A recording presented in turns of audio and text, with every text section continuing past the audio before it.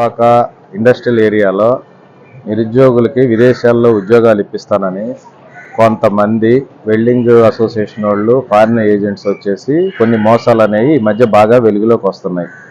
దాంట్లో భాగంగా మేము నిరుద్యోగులకి వెల్డింగ్ అసోసియేషన్కి కొన్ని ముఖ్యమైన సూచనలు చేస్తున్నాం. అందులో ముఖ్యంగా మీరు ఏ జాబ్కి వెళ్తున్నారు, వెల్డర్గా వెళ్తున్నారా, అసిస్టెంట్లుగా వెళ్తున్నారా, విజిటింగ్ వీసాల మీద వెళ్తున్నారా, ఎంప్లాయ్మెంట్ వీసాల మీద వెళ్తున్నారా అనేది మీరు చెక్ చేసుకోవాలి. తర్వాత మీకు ఆ జాబ్ అనేది ఎన్ని డాలర్లు పర్ అవర్ ఇస్తున్నారు అనేది ఇక్కడే మీరు కన్ఫర్మ్ చేసుకొని దానికి అర్హత ఉంటేనే చేసుకోవాలి.